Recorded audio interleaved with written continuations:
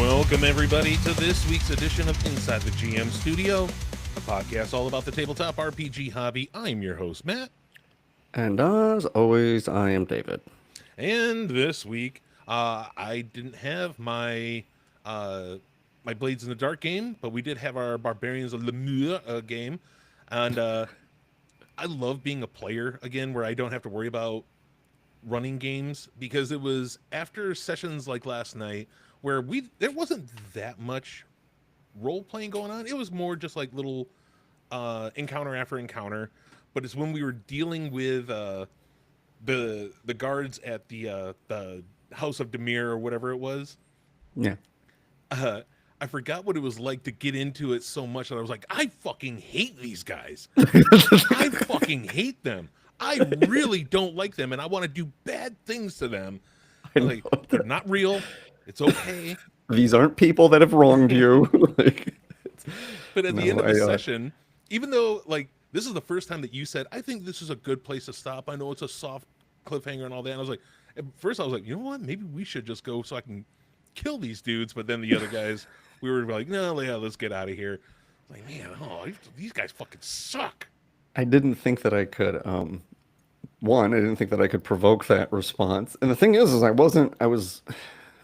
so much of the session didn't go the way I thought it would, because I forget that all y'all don't have very many social skills. Mm-hmm. And so there was like all these doors that were closing, and I was like, I wanted this to be much more of a sandbox, kind of like, less railroaded than the previous quests, where it just kind of goes in one direction. I recognize that will get stale. It kind of works with the pulpy atmosphere, like for a few quests, but I was like, oh, let's try something a little more sandboxy. But then it was like every time you guys like went to walk through a door, you just like got it slammed in your face, and it was just kind of like, eventually it's like, okay, so now this is the one thread that you can go down. I was a little worried because I was like, man, I'm gonna come up on time, and I don't think I have a good cliffhanger.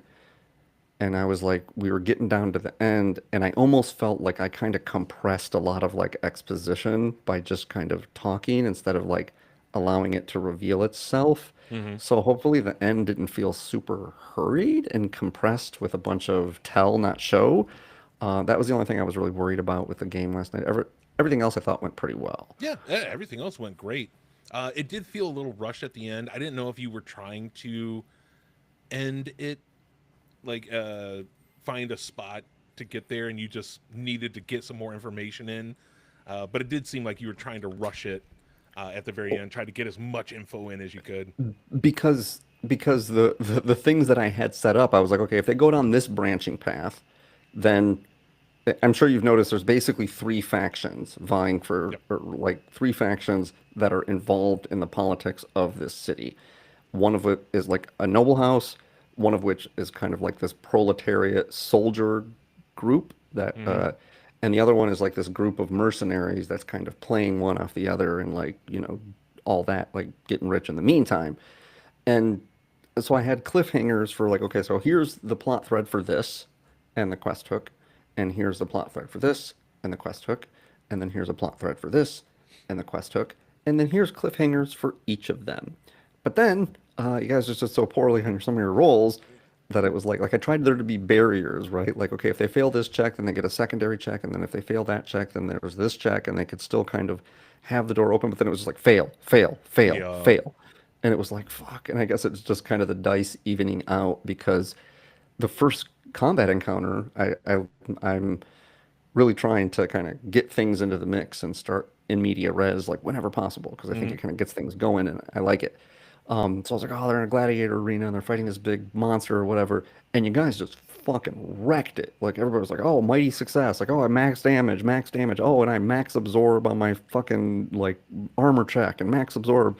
And yeah, I get a success. And I think, like, Cody missed one attack.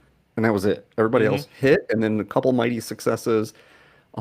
And hell, I think even the one he missed, he was like, oh, that's a calamitous failure. So it's like, oh, great. So like he missed, and he now gets a hero point because he turns it into a Yep. calamitous failure.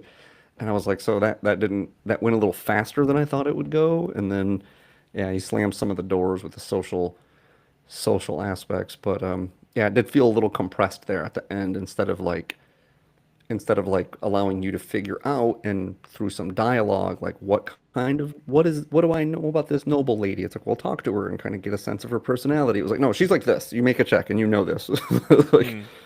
I don't like to do that, but yeah, I didn't have viable options for a cliffhanger, and I really don't like ending on a wet fart where it's just like, man, we're out of time, let's see you guys next week or whatever. So Yeah, I haven't had feelings like that in a game.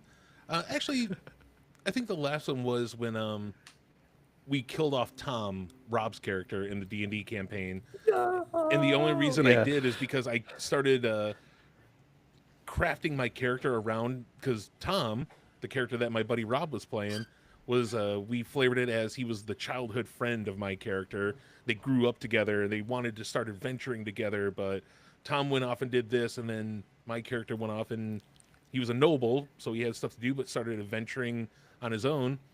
And then they met up years later. And then after the death of Tom, I started molding my character around the death and how it affected him.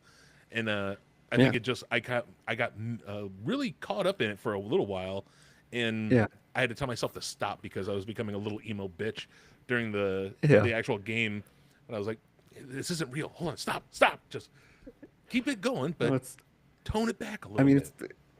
it's good. I mean, that just means you're invested in the plot, and Yeah. so it's like, um, that's always what you strive for as a GM. I was trying to kind of stir up a little bit of that, but it's like, yeah, it's you guys are starting to see the fact that it's like between the three players in the group, actually, even if you included Diana's character, I think between all four players, there is 1 point of appeal.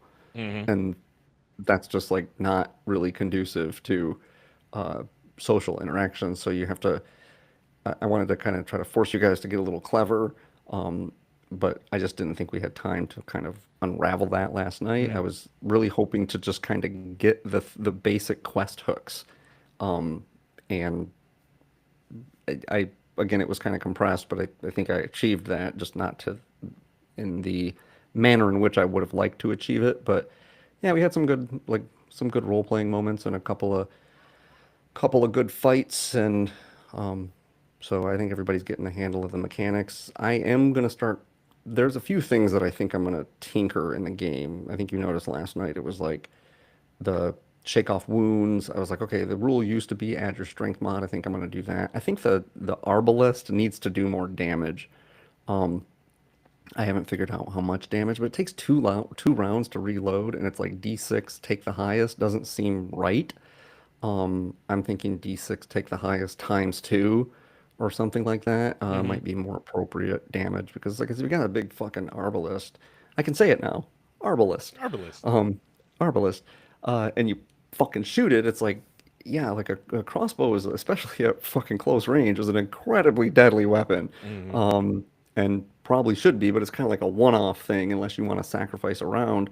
Not to mention, it's not something you're likely to carry around with you very much. You know, you probably pick one up when a guard has one and like fire it like to fucking kill somebody, but then you're back to melee or whatever. And so yeah, there might be a few other things. I've been looking into how siege battles work, and actually, it's not so bad.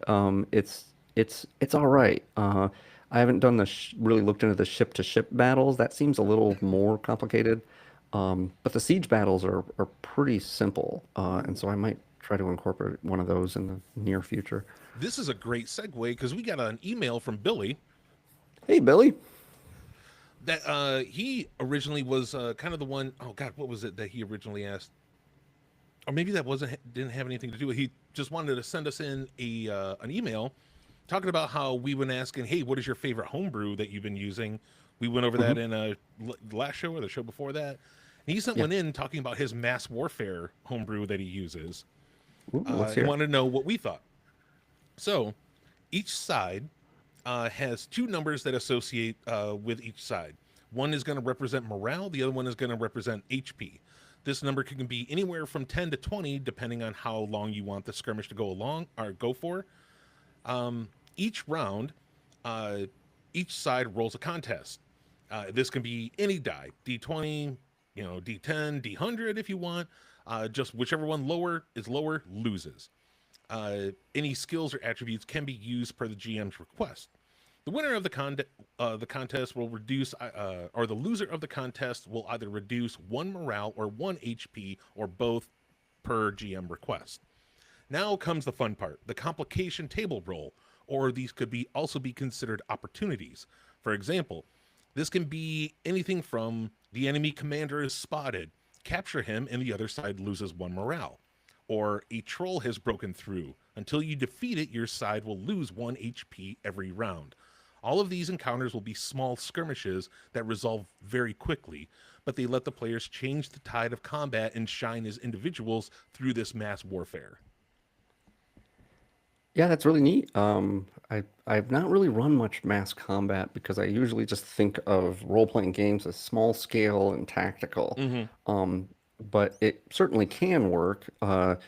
And in Sword and Sorcery, it actually is a pretty common thing that happens in pulp stories where our hero is the commander of some army, or like in Conan's case. I don't know if you ever, I don't remember if you've actually read most of the Conan stories or not. I've read quite a bit. But typically, what happens is when Conan comes into some sort of organization, whether it's a ship, um, a small retinue of people, or even an army, or toward the end of the narrative, a kingdom. Mm-hmm. What happens is he comes into contact. That group has a leader. Conan basically is like, I am a better leader than you, and just takes the group from him. Mm-hmm. Like, it's like, this is my army now. It's like, it's what happens every time.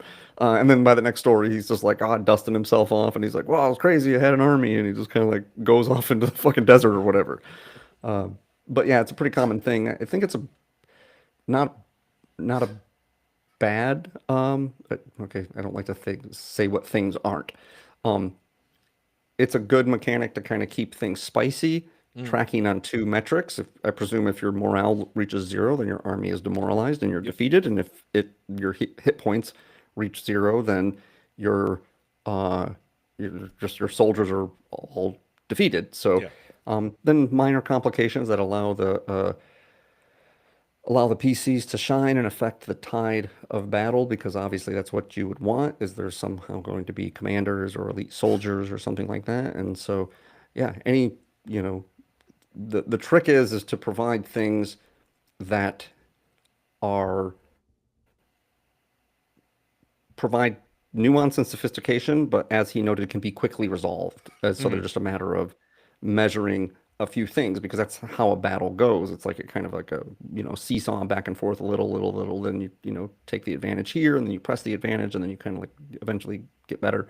Um, so it's not just like a one and done kind of thing, and it's a variety of small scenes that paint a larger picture. So having a macro system that occasionally focuses on more micro things, I think would work fantastically. So thank you, Billy. I appreciate that somebody sent in some homebrew that they use. I might look into using this a little bit later. Um, as I found out today, I'm going to see what's going to happen. So Gen Con has been going on. When is Gen Con this year? I think it's Gen Con. Let's find out. Gen You Con. missed it, bro. You missed it already. It might have been this weekend. Gen Con 2025. Blah, blah, blah, blah, blah, blah, blah. Tell me when you are. It never does. Why can't you just tell me at the very beginning here? Oh, yeah, here we go. July 31st through August 3rd. So it's next weekend. Next weekend. Um, so if you are new to this show and haven't listened to some prior episodes, you will find out that if you do listen to these prior episodes, you will find out that I'm a big fan of this role-playing game from Japan called Sword World. Uh, News just came out recently that Sword World is getting an official English translation uh, that they are actually going to publish in books, and they will, distribute to the public. What we've had recently, since its start, is there's this small group of people that have been translating it and redistributing it digitally. Uh, just they didn't ask for anything. It's completely free. They just translate it and then send it back out. All they do is they ask that you throw a couple bucks to, I think it's Katakawa is the publisher in Japan. You're like, hey, just go actually buy some stuff from them so that they get something from it, because they've never bitched about them giving this stuff, the translation, out for free. They've never complained. And even right now, I think this is very cool of them. All they did was they said, hey, just stop translating now. Everything else that you've done so far, you can keep. Leave it online, because I think Japan knows that no matter what, if it was out on the internet, there's ways to find it. They're like, go ahead, leave that stuff up for people to find. They can have it. And it's totally cool. No matter what, they're going to be able to find it. But now we have to place an embargo on anything new that's coming out. You can't translate it because the publishers that we're going to work with for the official English release is going to have first dibs. So I thought that was very cool of them, and I'm kind of excited because maybe I can actually get some books on the shelf. I would have gotten the Japanese books, but of course, shipping to the U.S. is very expensive, and they go from $10 books to $30 books very quickly, and that's not. I don't think so. You like JRTT-RPG? Wow, here you go. Wow, translation. Wow. I tried a few times to get it printed through Lulu, but because it's Japanese, the format is very different. They do it it's either A2 or A4. I think it's A2 because it's not the European version. But they print everything in A2, so the books are a weird format. And if you get the PDFs, you have to try to shrink it down and get it to the part that it is, or blow it up to where it will be a regular book. How weird. And it's very, I don't know, it's very time consuming. I'll give it that. Yeah. I could do it, but I'm not going to spend a whole bunch of time just to pay, I could still pay $12 for this book, but it would take me a couple hours to get it correct. And it would still be in complete black and white, no color cover or anything. And I just want the real book that they're going to put out. So that's some exciting news that they're going to release at Gen Con this year. And hopefully next weekend while Gen Con is going on, that's kind of what made me think of it.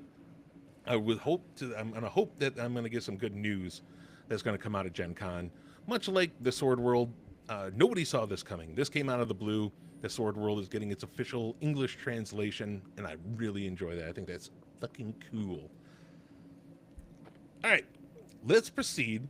This is the last episode of Mechanics Month, and I thought we could use this. I'm going to make sure I'm not going to talk about... Yes, of course, because the next one is the 3rd. We're going to be out of this month. Good. But when was the first episode of Mechanics Month? Did we do it on the 6th? No, we did. Yes, we did that on the 6th. Oh, we did. Okay. Yep. All right. Fair enough. So there's been 4. Yep. So I thought we could talk about mechanics that have changed through additions. No matter what system it is, I think we're going to mostly focus on D&D because those are the big additions that have the biggest changes. There is a few that I have myself that have come from like Shadowrun and a couple other ones, but I think the majority that we're going to talk about is D&D. And as always, I love it when I come up with these these topics. David, you can go first. Yeah, I wasn't really thinking. I was trying to think of stuff for other role-playing games that weren't D&D related, and I did come up with one honorable mention for D&D and one honorable mention for another role-playing game. I haven't really played too many games from edition to edition besides Dungeons and Dragons, because typically I kind of get a game and then I either like it and I play that edition, and haven't really stuck with very many games long enough to get to the 2nd or 3rd edition.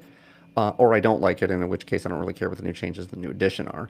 But one of those games that I did go from 2nd to 3rd edition on was VTM for the uninitiated Vampire the Masquerade.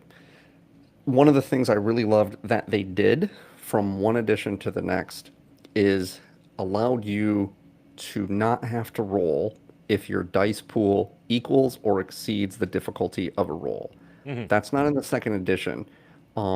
And so I thought it was a really good addition. It helps streamline the game.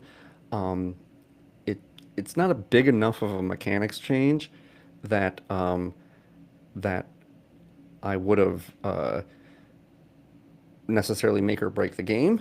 Um, and also, I kind of put it in honorable mention because you framed it like, what are things that like changed that we wished hadn't changed? Yeah. So I liked that change, but I don't wish that it was like the other way around. Hmm. But my other honorable mention is from second edition Dungeons and Dragons, and I believe actually Advanced Dungeons and Dragons and Advanced Dungeons and Dragons second edition, but they got rid of in third, fourth, and fifth edition. And I understand why they got rid of it, but hear me out. I don't think that on the face of it, weapon type versus armor type is a bad idea. I kind of like the premise. I like the concept and what it is trying to achieve. It adds a layer to the game that I think is interesting, but it's honorable mention because I understand like how it just gets too complicated too quickly. And not to mention players tend to kind of gravitate toward a certain armor type and a certain weapon type and Hmm. generally stick with it.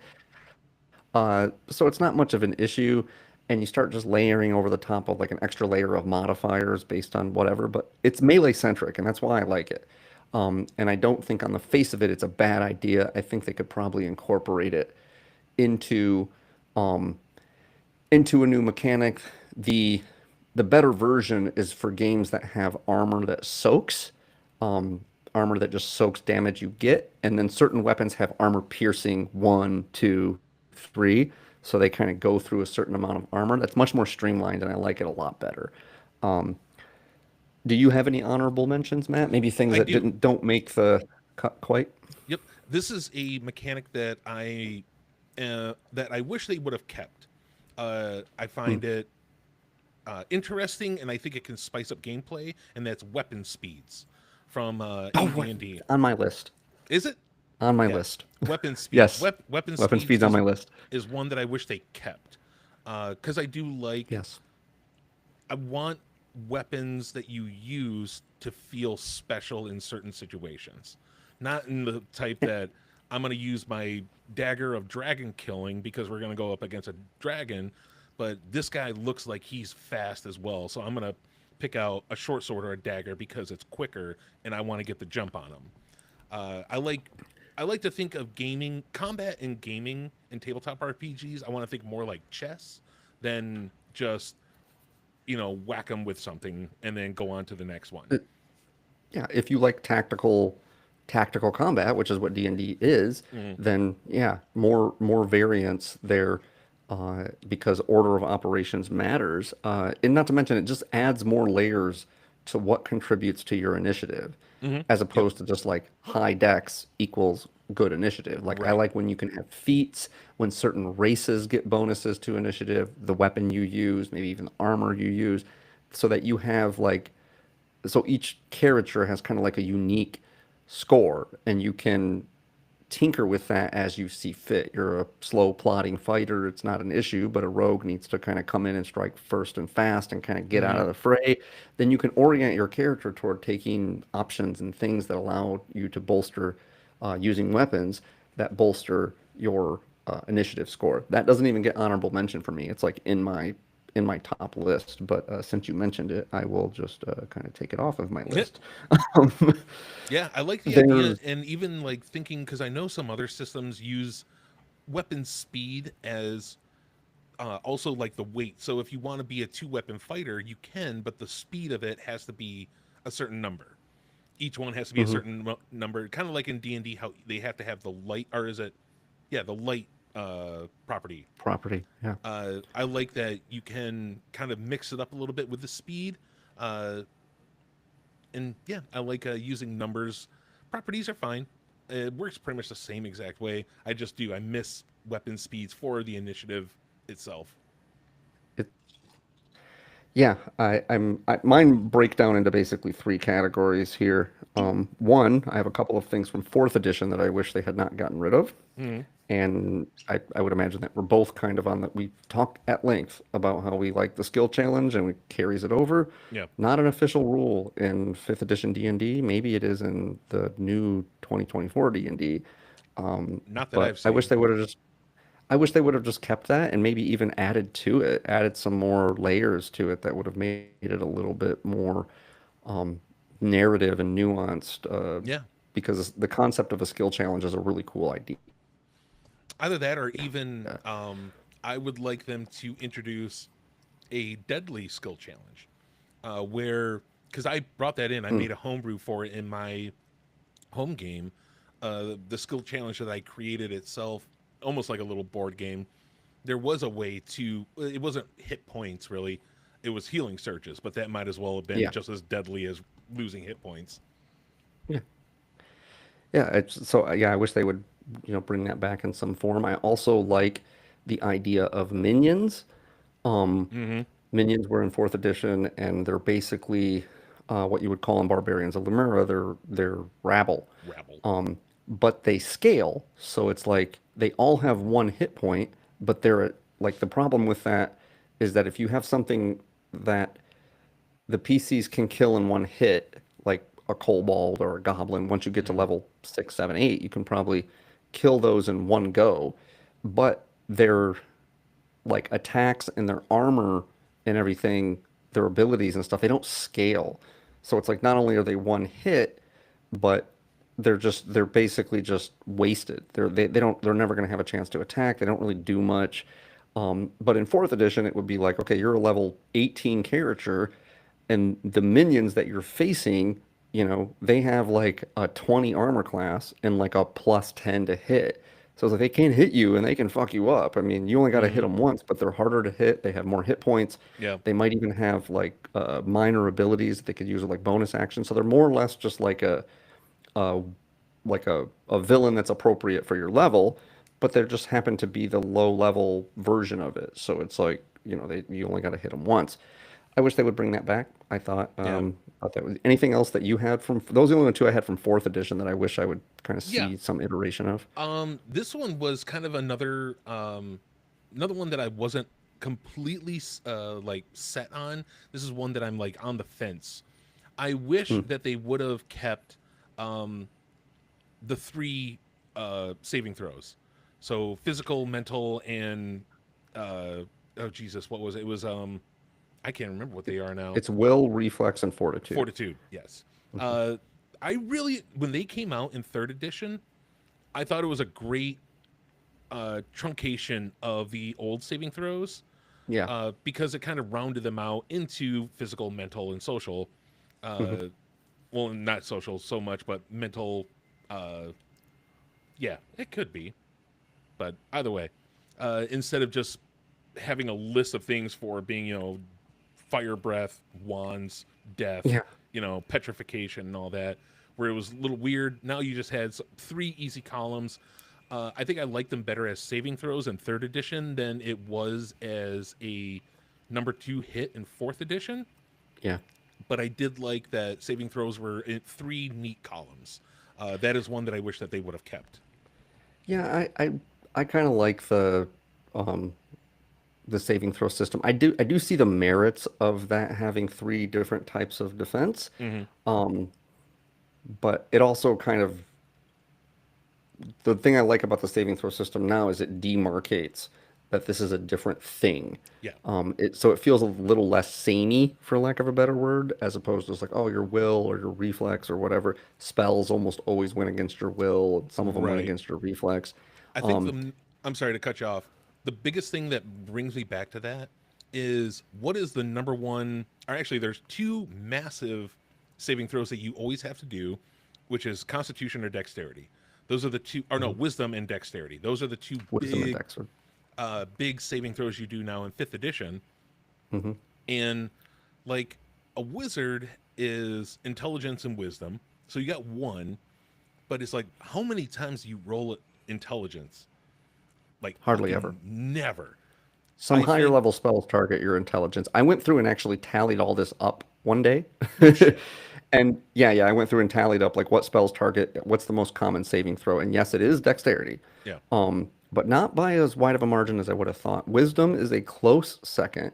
Mm, And then third by a small margin is actually, I believe, charisma, then constitution, yeah, I can see charisma.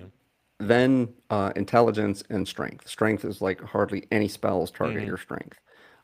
So it's like, yeah, if you're a fighter, I mean, it just kind of gives added value to certain classes because it's like, as a wizard, your strongest saving throws are a bigger deal. Actually, the two best is probably the paladin because he gets wisdom and charisma. Yep. Yeah. So it's Those are like you two can big ones. right, you usually get one really good one, like a rogue gets dexterity, and then one not so great one, he gets intelligence. Hmm. And then the fighter gets one decent one, constitution, and then one garbage one. And so, but the wizard has like wisdom and intelligence, but the paladin, yeah, the paladin is probably the best combo because it's like it's not the highest one, but it's like the two in the middle. Mm. So that's Well, even probably the best. with the fighter with strength saving throws, still in combat, there's a lot of monsters that do knockbacks and takedowns, where it's a strength constitution Yeah. or a strength saving throw. So Yes. that I think that comes up a lot more than intelligence. Intelligence is just fucking horrible. Actually, I would think now that I think about it, I think the ranger gets wisdom and dexterity. Oh That's shit! probably that's probably the best combo is wisdom and dexterity. I think that's what the kids in the genre call OP. Well, but the thing is though, is if you really think about it,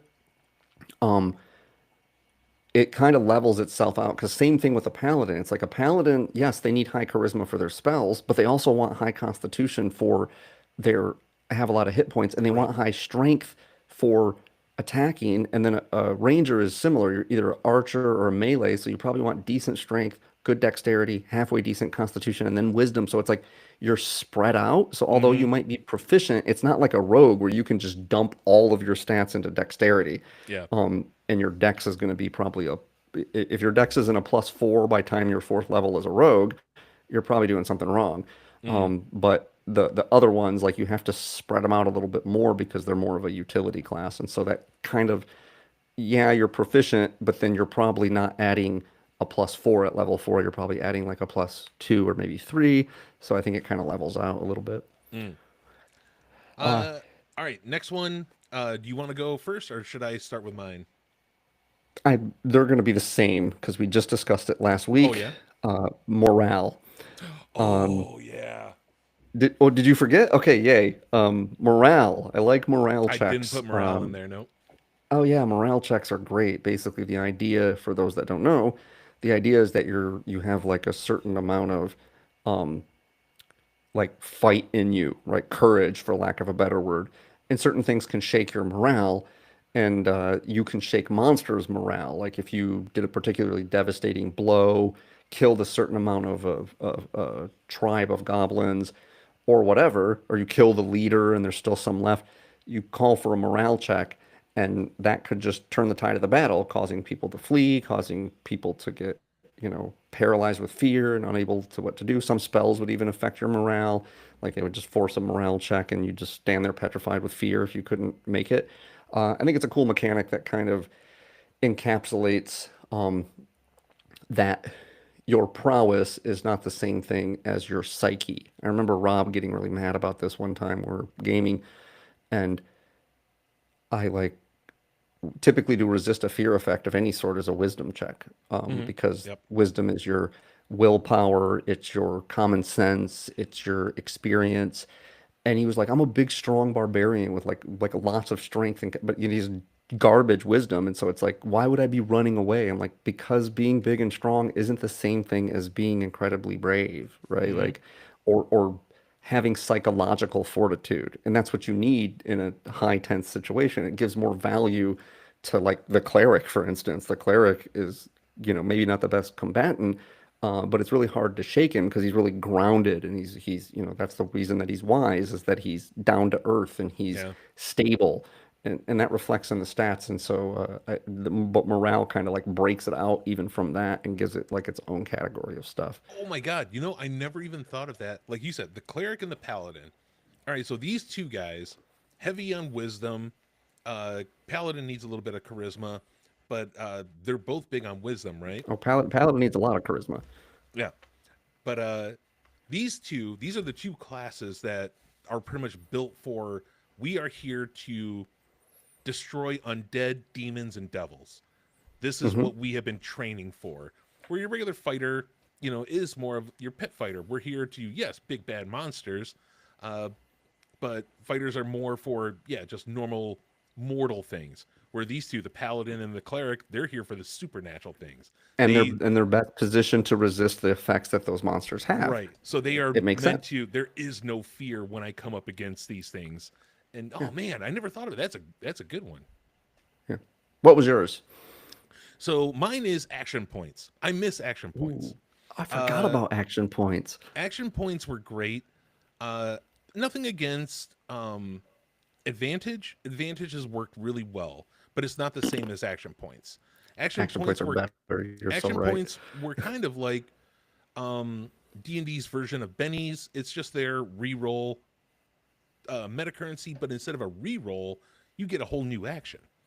And Yeah. uh, in fourth edition, when action points were you kind of created, there were later on in some supplements they had other things that you could do because every class had at will powers, encounter powers, utility powers, and daily powers.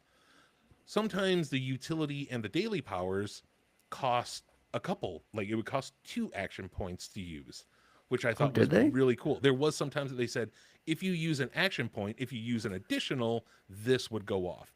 I I thought that didn't was remember super that you cool. even used action points for those powers. There were some that said optional use if used an action point. If used two, you could use this.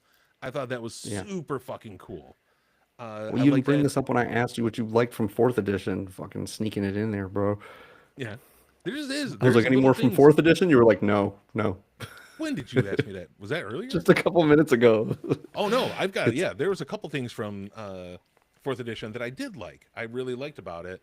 Uh, it was more of I like the for- meta currencies, and that was about it. Oh, when they shrank the skill list, that was the other thing that I really liked. it's now that I think about it, I don't know if it was in subsequent editions of um Hackmaster, but they and other games also have like an honor or a reputation Yes. score. Yep.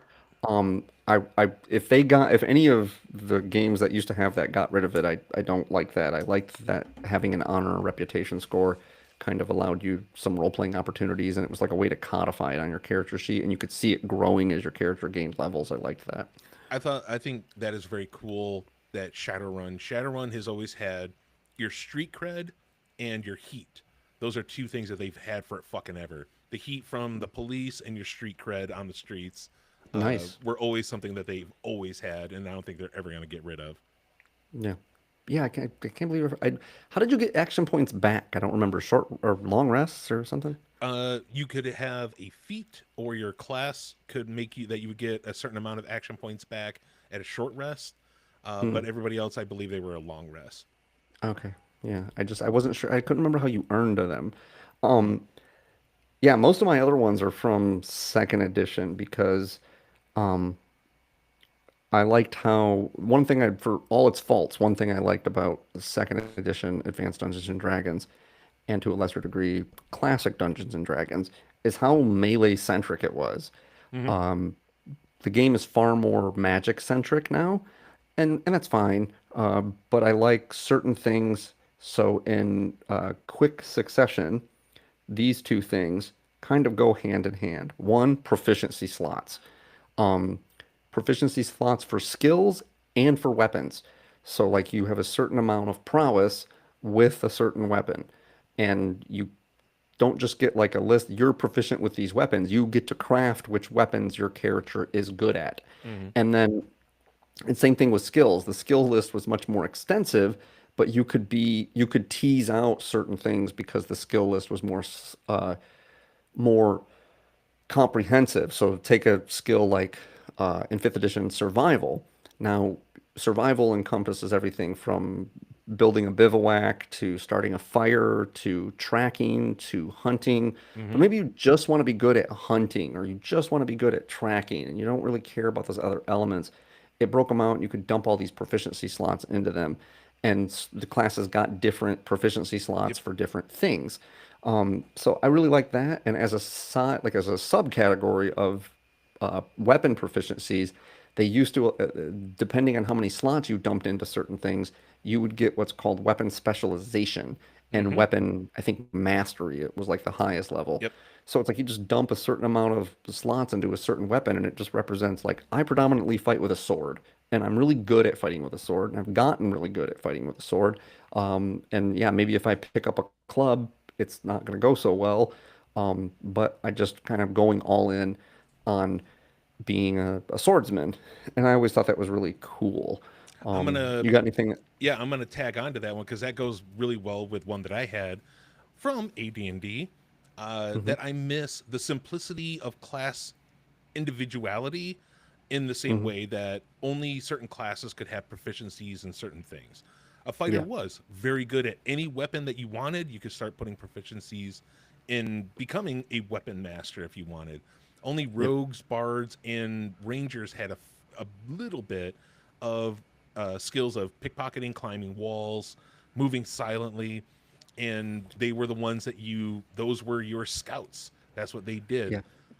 And I like that. It gave the classes personality. It gave them, again, individuality. That I'm going to play this class because it's either going to fit a niche or this is the kind of character that I want to play. That's the last thing that I have from second edition as far as like player mechanics. Is yeah, differentiated thief skills.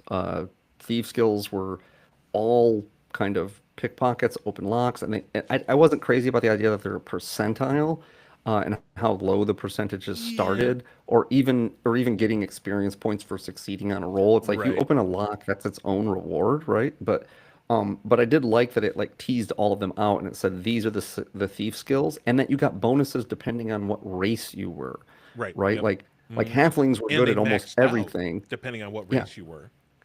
Yeah, and so it's like for instance, halflings are great at sneaking because they're so Hmm. little, and they're good at picking pockets because they're so little, but they're terrible at climbing walls Hmm. because they're so little. And so that makes sense, and I really like that differentiation. Um, the final category of things I have, I'll you can jump in here in a second, but everything else that I have is from the DM side. Hmm. It's from the Beastery and from the Monster Manual. You got Oh, anything that okay. is more in the kind of middle Okay. mechanics of just like old Yes, editions? I will. Moving on from both AD&D and D and third edition, death saves. Death saves have Mm. been one of the best new mechanics that they put in. I think. I think death saves are really so much better than your original AD&D death save, where it was just a single save, yes or no. Uh, it was pretty much the same thing with third edition, if I remember. Every campaign that I played in third edition, we never had anybody get close to death where they had to make that save, and I don't remember what it actually was. In fourth edition, uh, they had something very similar where they had death saves, but fifth edition, I think, perfected it where 3 and 3, where a fumble would make two and a crit would bring you back to one. I think that mechanic is mwah, perfect for death. Um, So that's something you think is better now, not yes, something that I you think wish that is. hadn't I changed. think that is better now. I just remembered another one that I wish they hadn't changed. Oh yeah. System shock. Um, I always like the system shock uh, mechanic, Hmm. and I believe that there should be some version of it in every edition. So basically, the system shock mechanic, they have an instant death mechanic in D&D, which is basically if Hmm. you fall negative your positive hit point total in one hit, then you die.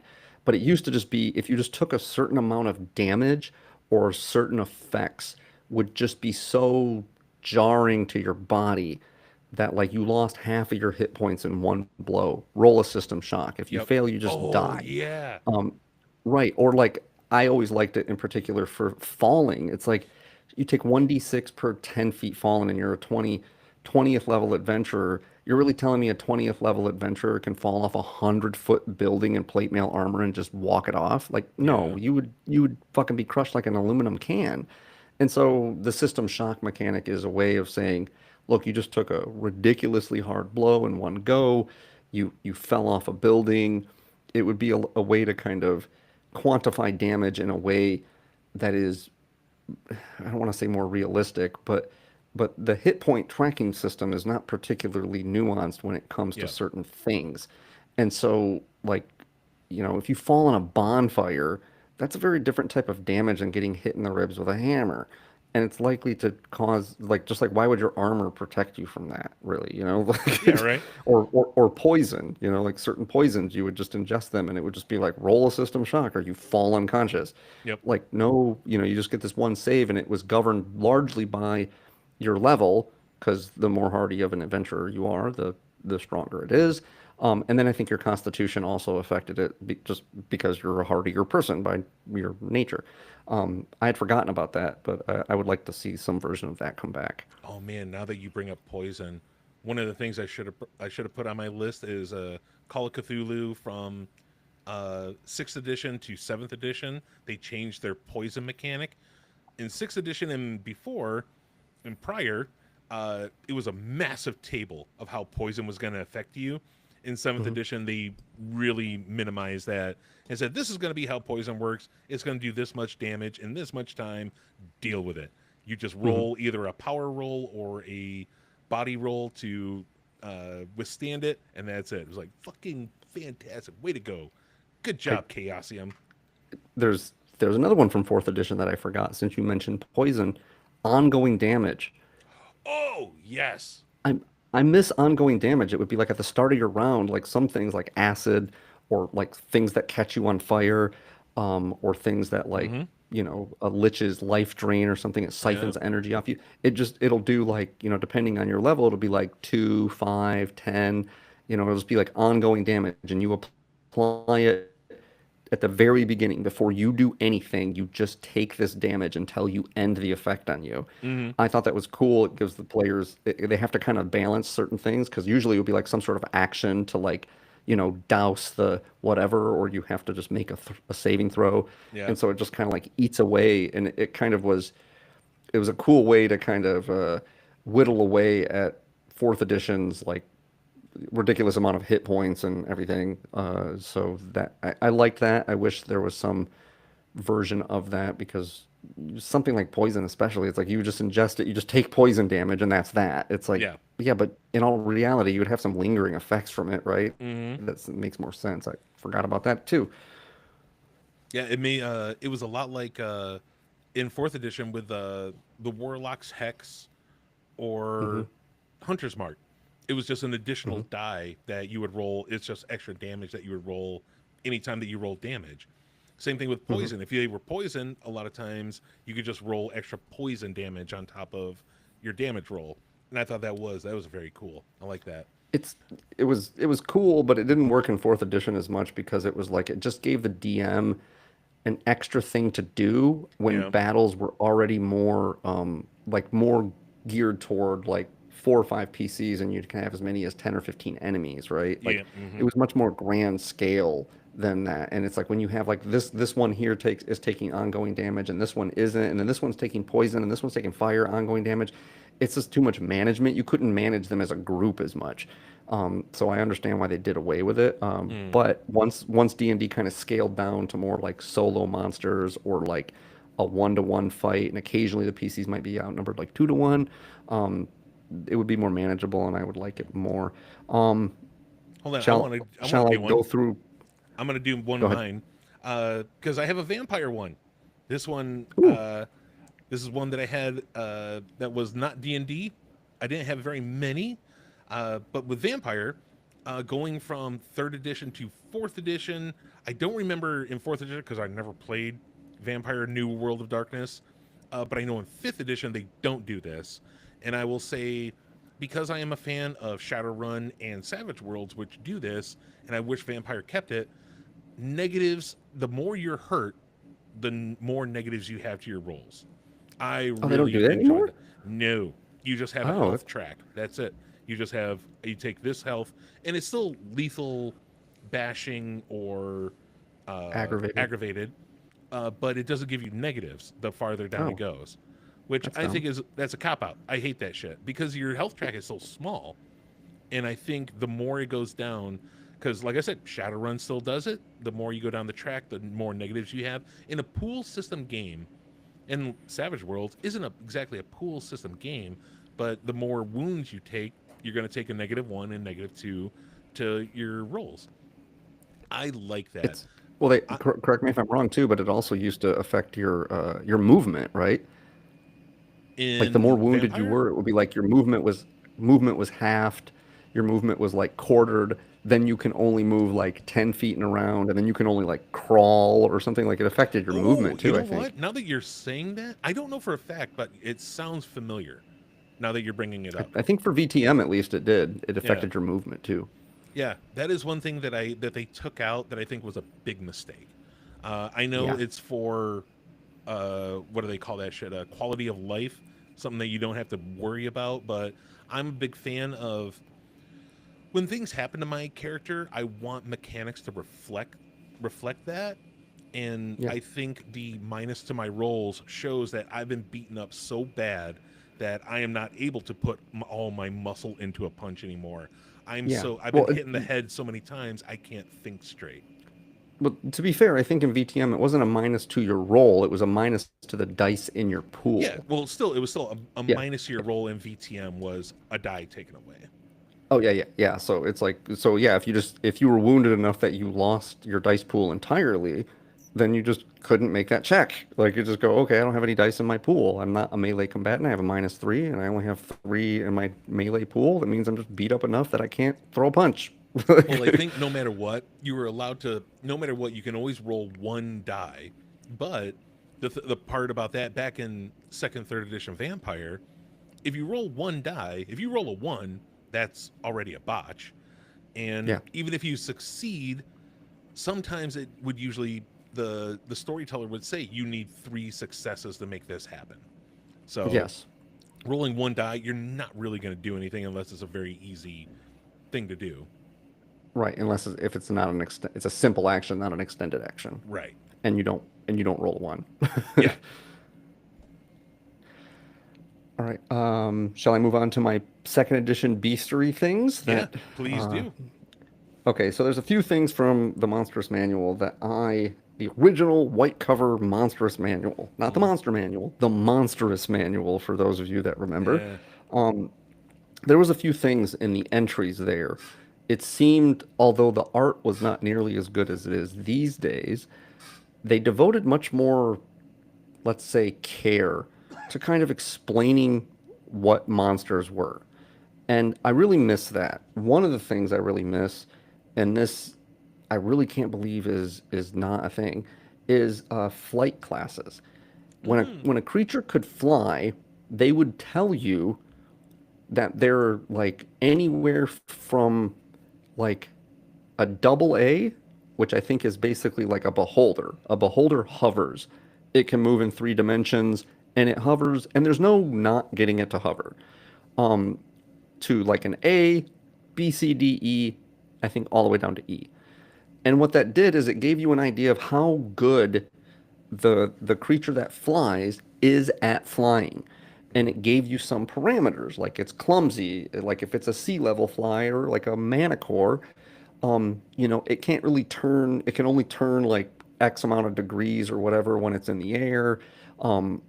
If it takes X amount of damage in a round, it like needs to make a check to stay aloft or it grounds itself. Here's how fast it fucking flies, like just some parameters like that because basically saying that a dragon or a Pegasus are the same, like have the same ability of flight as a Manicore, or I'm trying to think of something else that's kind of a clumsy flyer.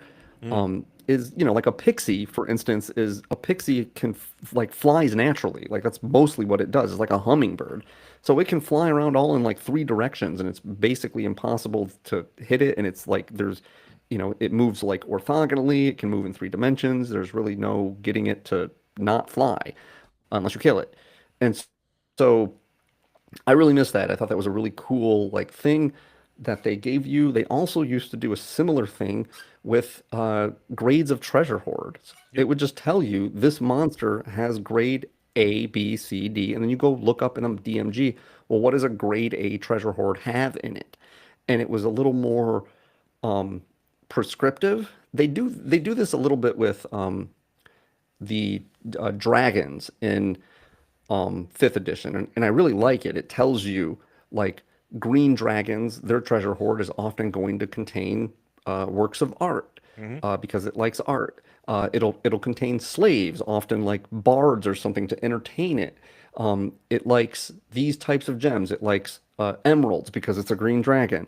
And red dragons like rubies. And they also have a tendency to have things like gold snuff boxes. It's like they do it for dragons, but like it used to just be you had an idea of what every monster had Hmm. for a potential hoard of wealth if it had a layer and had a hoard.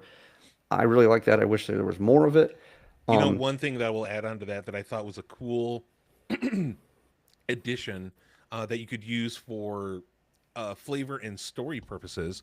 In the old Monstrous manual, they had for every single monster, they had terrain type or where you would usually mhm. find them in the world. Yep. So if you ever did a monster knowledge check on, say, like a blue dragon, which a blue dragon, I think if I remember right, David will know better than me, they like desert areas, right? I think desert and coastal areas. Yeah. Either way, but if they were found in the mountains, that was super odd, and there's a weird reason that it's there, and that would Yeah. make it It's a for a good. cool story reason. Yeah. Yeah. Like it's a good story, like narrative device. Yeah.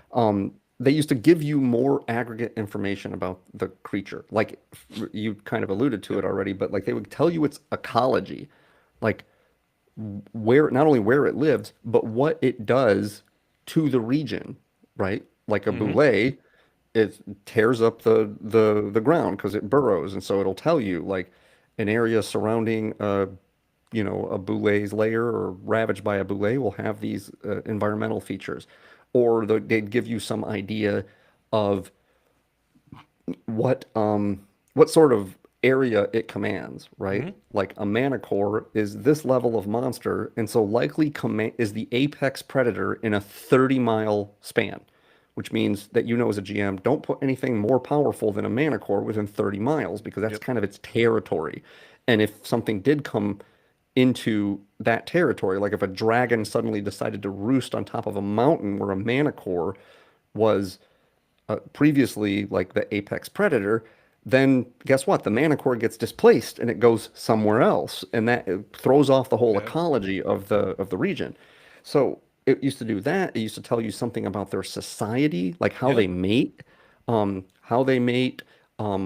where like goblins are typically found in bands of 5 to 8, but their societies are deep within mountain ranges and have hundreds of them. And here's what the pecking order in a goblin society is like, Yeah. and that's really really cool. And kind of playing into the treasure hoard, it would also do cool shit like if you killed a blue dragon, it would tell you the blue dragon scales are each worth this, and their Yes. talons are used to Yep. make swords. And like, That. y- Oh, that is the number one that I have on my list. Is yeah, monster parts. yep, Is you used to know how much it was for a displacer beast eye, or hmm a tentacle even. it would tell you, yeah, like Yep. they're valued by alchemists and wizards who use them for components in this Yep. potion. And so you can like, okay, I can go have someone make this potion for me with this key ingredient, or I could just sell it to one of those people. And yeah, it's like that used to be a thing. Like when you kill the dragon, it'd be like, oh, I'm gonna harvest some of its scales and try to like get a shield made out of it, get dragon mail, like not magic, just dragon scale Yeah. mail, like made of dragon scales. Yeah. Like It's this was a super light really and cool. super hard. Right, and it's a really cool trophy to have. It like Hmm. really, way more than like a magic item. It shows everyone I killed a fucking dragon. I have Yeah. this armor, and I'm formidable enough to kill a dragon. And if you want the armor from me, come kill me and take it. Yeah. And if you can't, then I get to keep it. Yeah. So those sort of things I really, really liked. Yeah, hell, man. They even for a couple of them, there was a couple that they actually had to. I think later on they had their diet in a couple of the blocks just because they had to add it for like intellect devourers and rust monsters and a couple other Yeah. weird monsters. They had to add in their diet. So like, let's just put in diet for a bunch of the other monsters as well. Yeah, they would put that in the ecology. It would be like, what does it eat? Yeah. Is it an omnivore? Is it a carnivore, an herbivore? But it Like, also worked out real well because there was a few. Oh, damn it! I'm trying to think of what they were.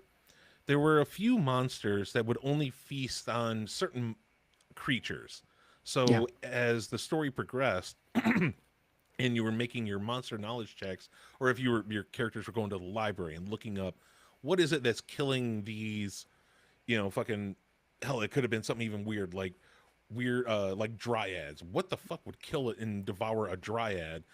And yeah, you would look in the monster manual and be like, hey, look, this thing actually likes to kill. And like, fuck, man, in the old monster manual, they haven't done this since advanced Dungeons and Dragons. Maybe they did in third edition, but I don't remember. I don't think they would have. But do you know what? For all of you listening that never played AD&D, do you know what a goblin's favorite meal was? Elves. They love to yep, eat elves. That yep. was their favorite thing to eat is elves.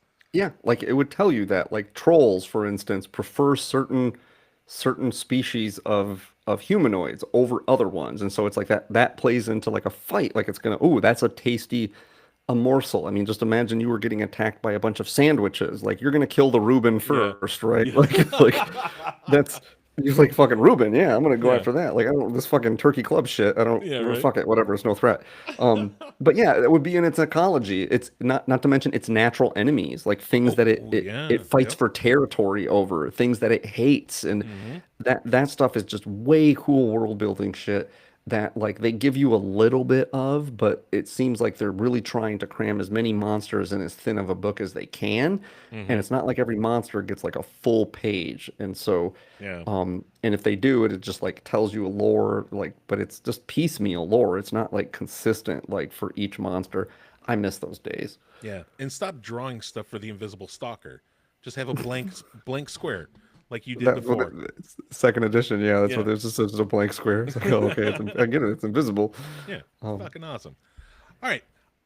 I know we probably have I have like 4 or 5 more, but this I think this episode is going to come to an end right here because I could go all day with this sort of thing. I could probably even think of stuff. David's bringing up really good uh ideas and things from the past that I completely forgot about. But who knows? Maybe we'll do this again sometime because this was fun. I like this one. If any of you out there have any rules, mechanics, or whatever that are not in the editions that you love these days that you wish would come back, let us know at insidethegmstudio@gmail.com or send us in any other topic that you might want us to talk about. Email it in or come and watch us every Sunday, usually every Sunday at 9 p.m. Eastern at twitch.tv/InsideTheGMStudio or on YouTube. But for this week, for Inside the GM Studio, I've been your host, Matt. and I am David. A good night.